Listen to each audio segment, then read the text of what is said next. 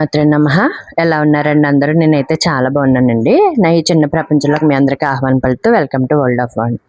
ఇది గొల్లల మావిడాడ అద్దాల మేడ అంటారు కదండి, ఆ టెంపుల్ అనమాట. ఇది మేము ఎప్పుడు వెళ్ళామంటే శివరాత్రి రోజు అన్ని చూసుకుంటూ వెళ్ళాము. ఈ గుడి అయితే చాలా ఫేమస్ అండి. కొన్ని వందల సంవత్సరాల క్రితం కట్టారు అని, అంటే దేవుళ్ళు కట్టిన గుళ్ళు అంటారు కదా, అందులో ఈ గుడి ఒకటి అనమాట. ఇది మా ఊరికి చాలా దగ్గర అనమాట. 10 కిలోమీటర్స్ అంతే, అంతకు మించి ఎక్కువ ఉండదు మాకు. ఇది రామాలయం అండి. కోదండ రామస్వామి టెంపుల్ అంటారు దీన్ని. దీంట్లోనే పైన అద్దాల మేడ కట్టారు. ఇంతకు ముందైతే అది లేదనమాట. మా చిన్నప్పటి నుంచే ఉంది కానీ ఈ పైన ఎక్స్ట్రా కట్టారు. ఇదంతా కానీ దేవుడికి సంబంధించిందేనండి, రామాలయం అనమాట. ఈ రామాలయము ఎంత ఫేమస్ అంటే వరల్డ్ వైడ్ ఫేమస్. చాలా మంది వస్తారండి ఇక్కడికి. ప్రతిరోజు అన్నదానం కార్యక్రమం కూడా జరుగుతుందన్నమాట. ఈ ఈ యొక్క ఈ గుడి టెంపుల్ కట్టిన విధానం ఉంది చూసారు, ఎంత బాగుంటుందండి. మరి ఏ సున్నంతో కట్టారనే తెలియదు కానీ లోపలికి వెళ్తే ఎంత ఎండలోంచి వెళ్ళినా సరే చల్లగా హాయిగా ప్రాణం ఎంతో బాగుంటుంది. ఇంతకు ముందు ఫుల్గా ఎవరు పడితే వాళ్ళు వెళ్ళిపోయేవారండి. ఇప్పుడు కొన్ని మార్గాలు కట్టేశారు, కొన్ని దారులు ఉంటాయి కదా, అవి కట్టేశారు. కట్టేసిన మీదట కొన్నిసార్లు వెళ్ళడానికి అవుతుంది. ఇదిగోండి నేను చెప్పాను కదా, ఇది అద్దాల మేడ అనమాట. పైకి ఎక్కగానే ఎటు నుంచి చూసినా రామ పట్టాభిషేకం కనిపిస్తుంది. మనం వెళ్ళేది ఒక దారే కానీ చుట్టూరా కనిపిస్తుంది. మనం ఎటు చూసినా అంటే అన్ని అద్దాలు ఉంటాయి అనమాట. అదిగోండి అదే రామ పట్టాభిషేకం ఇటు కనిపిస్తుంది, అటు కనిపిస్తుంది. అద్దాల మేడ చాలా ఫేమస్ అండి. పెద్దవాళ్ళు చిన్నవాళ్ళు గాను, చిన్నవాళ్ళు పెద్దవాళ్ళు గాను, సన్నగాను, లావుగాను, పొడుగ్గాను, పొట్టిగాను, అబ్బబ్బా! ఎన్ని రకాలుగా ఉంటాయో. కానీ మధ్యలో ఇంకొకటి ఉండేదండి. నేను ఒక 7 ఇయర్స్ బిఫోర్, 10 అవుతదనుకోండి మేబీ. అప్పుడెళ్ళినప్పుడు ఒక మధ్యలో ఒకటి ఉండేది. అది ఇప్పుడు తీసేశారనుకుంటా. అది ఉంటే ఇంకా లాఫింగ్ అనమాట. ఎంత నవ్వొచ్చేదో ఆ అద్దాల్లో చూసుకుంటే. ఇప్పుడు కొన్ని తీసేశారు. మరి మెయింటెనెన్స్ చేయలేక తీసేశారా ఏంటా అనేదైతే నాకు పూర్తి కారణం అయితే తెలీదు. టికెట్ అయితే రూ. 40 ఉంటదండి మనిషికి. నేనైతే రూ. 5 టికెట్ అప్పుడెళ్ళాను, రూ. 10 టికెట్ అప్పుడెళ్ళాను, రూ. 15 టికెట్ అప్పుడెళ్ళాను. ఆ తర్వాత ఎళ్ళింది ఇదే. అంటే రూ. 15 టికెట్ అంటే కరోనాకి ముందు ₹20 ఉండేదంట, మా వాళ్ళు చెప్పారు. నేను అంతకు ముందే ఎళ్ళానండి. ఇప్పుడు ₹40 చేసేసారు. ఎక్కడైనా కమర్షియల్ అయిపోయిందండి. దేవుడి గుడిని కూడా కమర్షియల్ చేసేసుకుంటున్నారనమాట. ఇదండి చుట్టూరా అద్దాలు.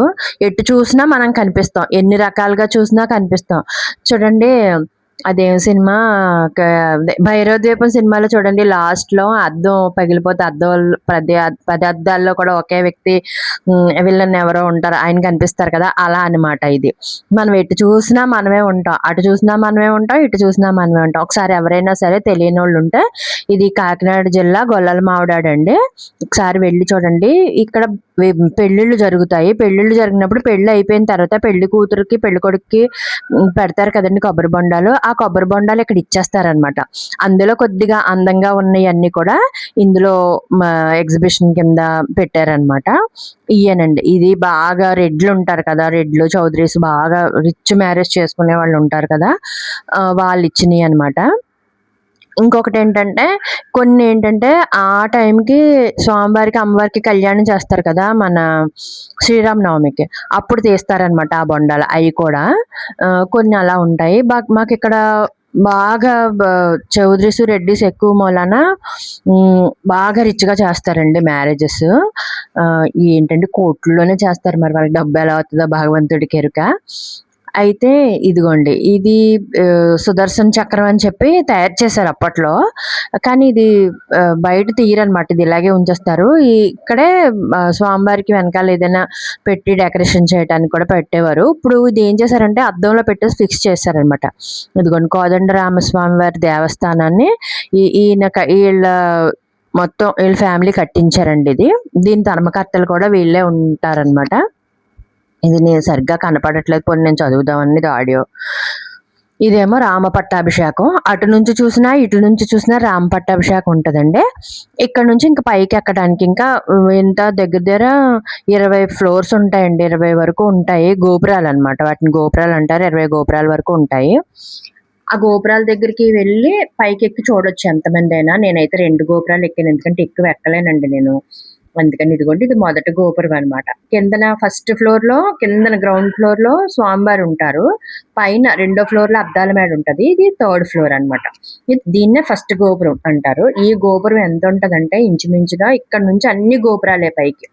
అప్పటి శిల్పకళా నైపుణ్యం అలా ఉండేదండి. ఇప్పుడేముందండి శిల్పాలు చెక్కుతున్నారు కానీ దానికి వాల్యూ లేకుండా చేసేస్తున్నారు. అప్పట్లో శిల్పకళలు ఎలా ఉండేవంటే ప్రతి చిన్న బిట్టు కూడా చాలా బాగా చెక్కేవారు.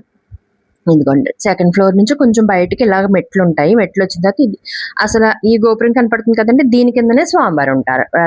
రాముడు, సీత, లక్ష్మణుడు అలా అన్నమాట.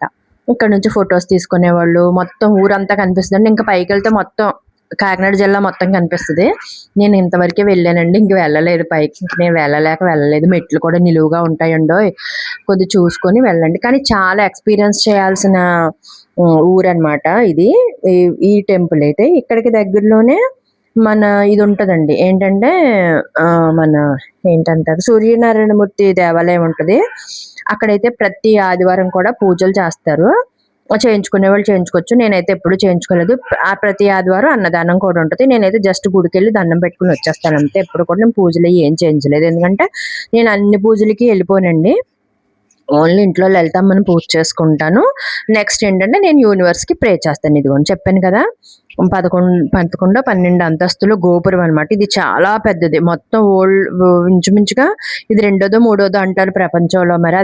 దాని వివరాలైతే నాకు పూర్తిగా తెలీదండి. ఇక్కడ కూడా ఒక శిల్పకళ నైపుణ్యం ఉంటది చూడండి. అర్జునుడు, శ్రీకృష్ణుడు సంబంధించింది, ఒక లక్ష్మీదేవి ఆర్చ్ అన్నీ ఉంటాయి. మీకు అవి కూడా నేను దగ్గర నుంచి చూపిస్తాను. ఇది చాలా బావుంటదండి. మేము ఈవినింగ్ ఎళ్ళామేమో ఎండ అటువైపు పడేసరికి చాలా బాగా కనిపించిందనమాట. ఎంత బావుంటదో ఆడుకోవడానికి అదిని. ఎవరైనా వెళ్ళొచ్చండి. కాకపోతే రూ. 40 టికెట్ అనమాట. ఎంత సేపైనా ఉండొచ్చు. అదొక గోపురం, ఇదొక గోపురం. మెయిన్ ఈ గోపురం ఎక్కడానికే మనకి అవకాశం ఉంటది. అది ఎక్కొచ్చు కానీ అంత పెద్ద బావుండదు. ఇదైతేనే చాలా బావుంటదనమాట. ఇంగోండి ఇక్కడ నుంచి కింద మొత్తం ఈ ధ్వజస్తంభం దగ్గర నుంచి కిందంతా చూడొచ్చనమాట. ఇక్కడ నుంచి చూసుకోవచ్చు. ఇక్కడికి దగ్గరలోనే మా చుట్టాల ఇల్లు కూడా ఉందండి. చుట్టాలంటే ఎవరో కాదండి మా పిన్నేనండి. వాళ్ళ ఇల్లు కూడా దగ్గరే. ఈ గుడికి దగ్గరే బాగా వాకబుల్ డిస్టెన్స్ అనమాట. రోజు వాళ్ళు ఇయన్నీ చూస్తా ఉంటారు. ఈ ఊరు నాకైతే పెద్ద కొత్త అయితే ఏం కాదు. నేను అస్తమానం వీక్లీ 2 టైమ్స్ నేను ఈ ఊరు ఎళ్తానే ఉంటాననమాట. దీని పక్కనే మా ఊరు కాబట్టి 2 వారాలకి, 3 వారాలకి ఒకసారి సూర్యనారాయణమూర్తి గుడికి కూడా వెళ్తా ఉంటాము దండం పెట్టుకోవడానికి. జస్ట్ దండం పెట్టుకోవడానికేనండి. పూజలయ్యి అయితే ఏం కాదు. ఇదిగోండి చెప్పాను కదా! శ్రీకృష్ణుడు అంతా వాళ్ళ ఫ్యామిలీ అదే కురుక్షేత్ర యుద్ధానికి సంబంధించిన థీమ్స్ అనమాట ఇవన్నీ. కింద చూడండి ఇదిగో లక్ష్మీదేవి థీమ్ అనమాట. ఇది లక్ష్మీదేవి 2 ఏనుగులు. ఇటు అటు ఏనుగులు ఉంటాయి కదా! ఇది ఆ థీమ్. మెట్లు కింద కట్టారు. చూడండి వెంకటేశ్వర స్వామి నామాలు ఇప్పుడెలా ఎవరు